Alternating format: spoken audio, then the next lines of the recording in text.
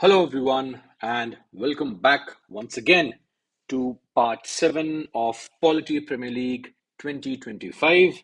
Let's begin on solving some questions from local self government. First question: which of the following is not a mandatory provision under the 73rd Amendment Act? So, reservation of seats for scheduled castes and scheduled tribes.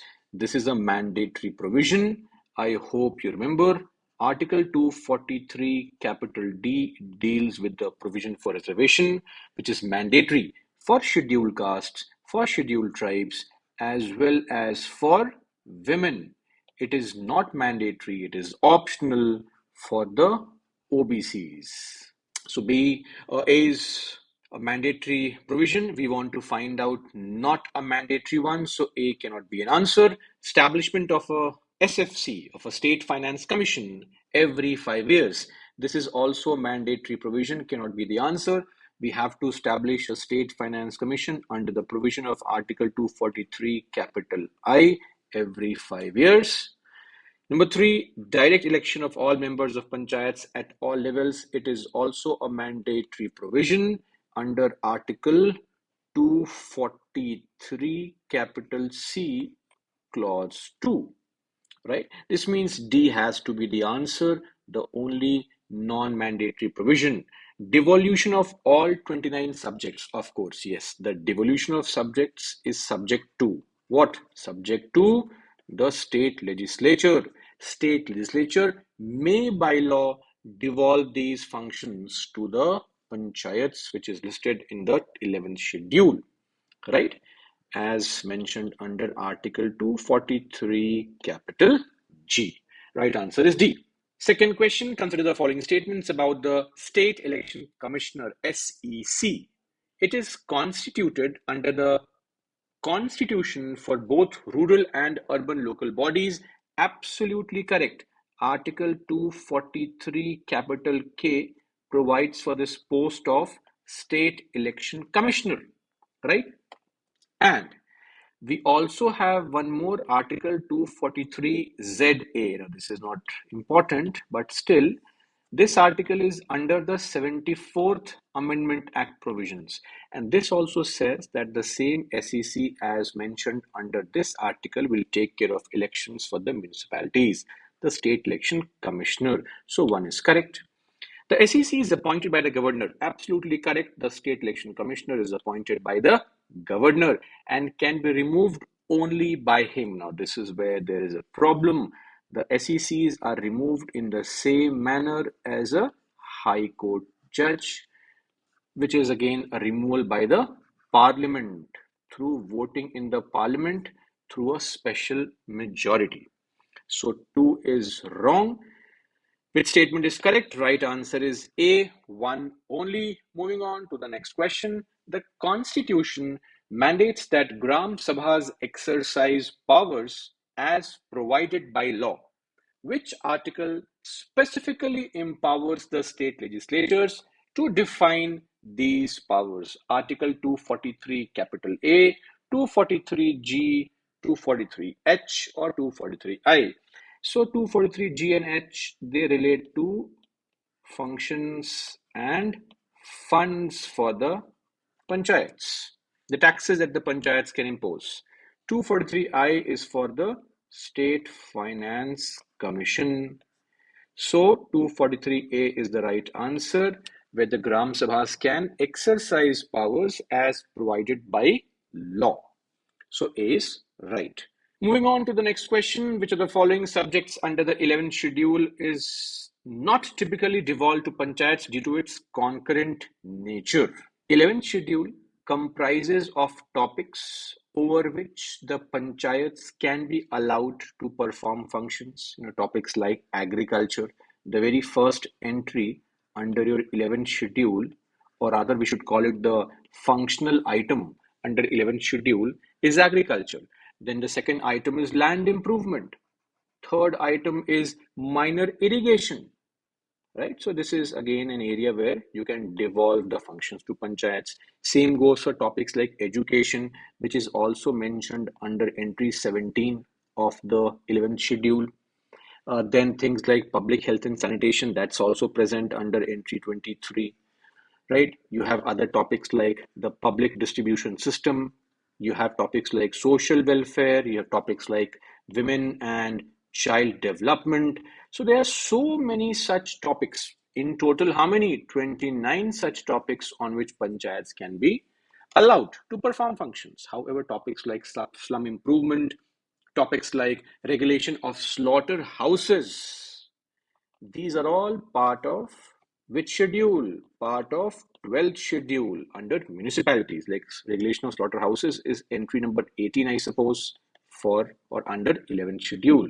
Same goes for a topic like slum improvement, which is entry number 12. Entries are not important. We can just solve this through a basic generalization, also a bit of common sense, right? So C is the right answer. Moving on to the next question. Consider the following statements about the DPC, District Planning Committee, under Article 243 ZD. So these are those grassroots planning bodies, the DPC as well as the MPC, which are established through the 74th Amendment Act. Now, first one says at least 4/5 of DPC members must be elected from panchayats municipalities. Absolutely correct. Remaining 1/5 are nominated. Now, second one, the DPC's chairperson must be an elected member, not a nominated official. Now, there is no such mandate that the DPC's chairperson must be an elected member. They can be elected, they can be nominated, no such criteria. So, 2 is wrong. Which one is correct? A1 only is the correct statement. Next question. Which of the following pairs of states share an identical exception under the 73rd Amendment? Identical exception. So, the exceptions are mentioned under Article 243 capital M, meaning Part 9 provisions. What is Part 9 provision? The Panchayat provisions.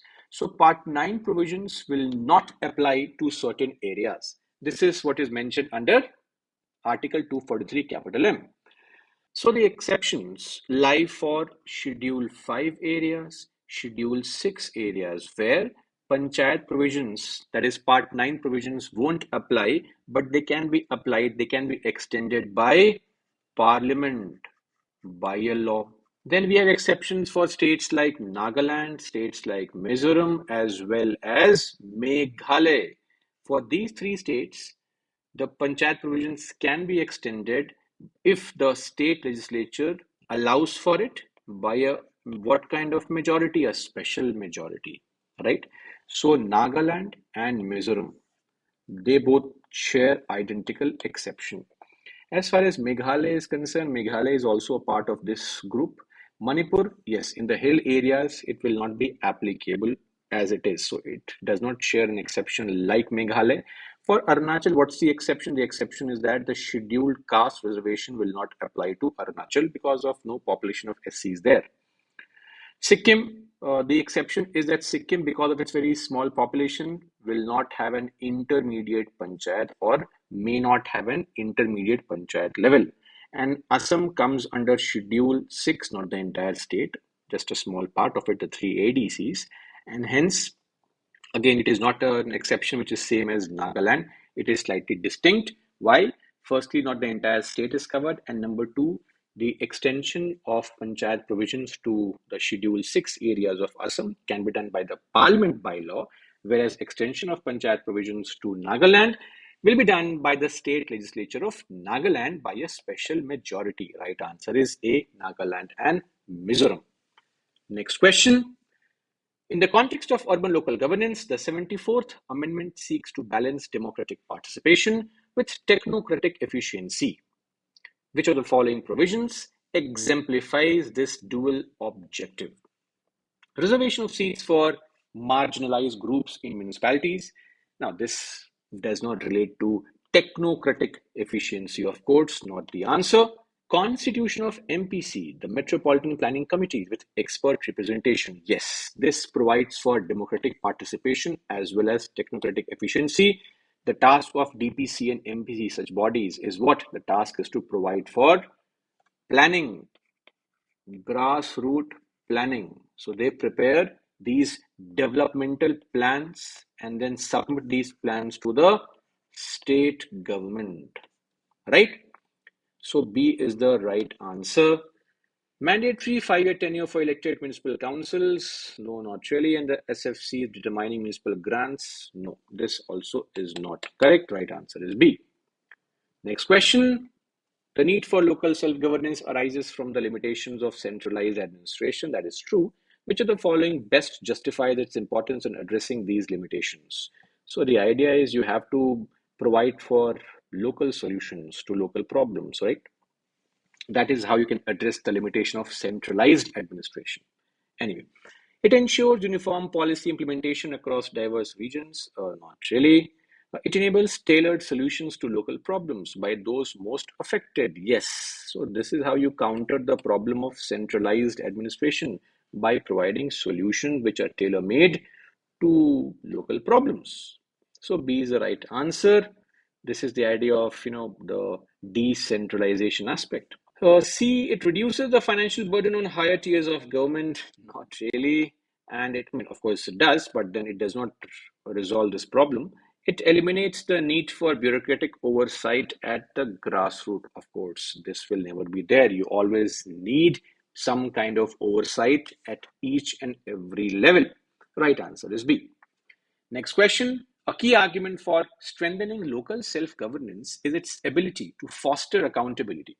Which of the following best illustrates why this accountability is essential for sustainable development? So it ensures that local leaders prioritize short-term gains over long-term goals is stupid. It empowers communities to monitor resource use and demand transparency. Yes, something which relates to the idea of, how do we put it, social audit, right? When the people evaluate whether the government reported expenditure reflects on the ground or not. So B is the right answer. It shifts responsibility from higher authorities to local bodies entirely is also wrong. It aligns local initiative with global economic trends automatically is also wrong. B being the right answer. Next question. Local self-governance is often seen as a counterbalance to elite domination in decision making. Which of the following analytical perspectives best supports this view?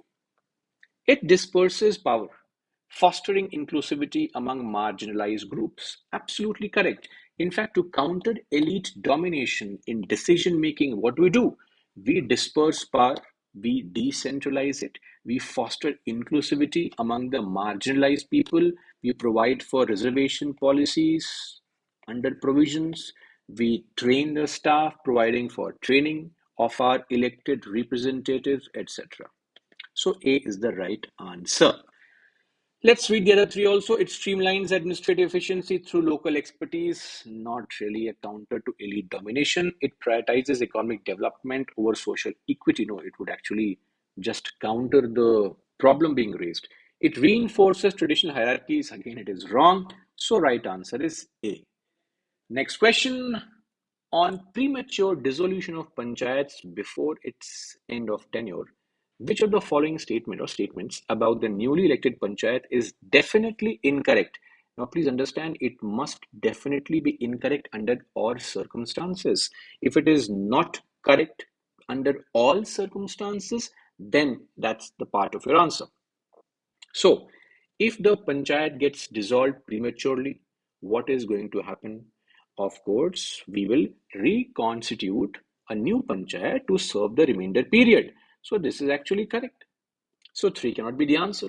Now, let's also understand one very important point. This important point now, this provision is under Article 243, capital E. And if you look at the third clause there, it mentions this very point. However, let me remind you, if the remainder period is less than 6 months, then no fresh election shall take place. This means this also can be correct depending on the situation. This is not entirely incorrect. If the remainder period is less than 6 months, then no election. If remainder period is more than 6 months, then we'll have elections and the newly constituted panchayat will continue for the remainder period only. So either of these can be correct. So they are not definitely incorrect. It depends on situation. So now the first one. It will be reconstituted to serve a full term of 5 years is definitely incorrect. Under any circumstance, this never happens. And number four, the assembly shall decide the course of action. No, not really. Here, there is no such scope.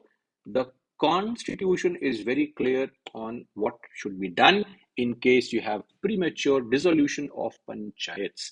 Right answer would be what? B. 1 and 4 are definitely incorrect. Moving on to the next question. Consider the following statements regarding the constitutional provisions of reservation in local self-governance. The number of offices of chairpersons reserved for the scheduled castes and scheduled tribes in the panchayats at each level. So, SC reservation, ST reservation amongst chairpersons in the panchayats at each level should be in proportion to their population in the state. Absolutely correct.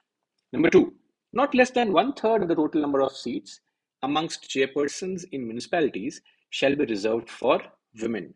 So we fully agree that one-third seats are reserved for women in the panchayats amongst all the members and also in the panchayats for chairpersons. However, in the case of municipalities, amongst the members, you have one-third reservation for women.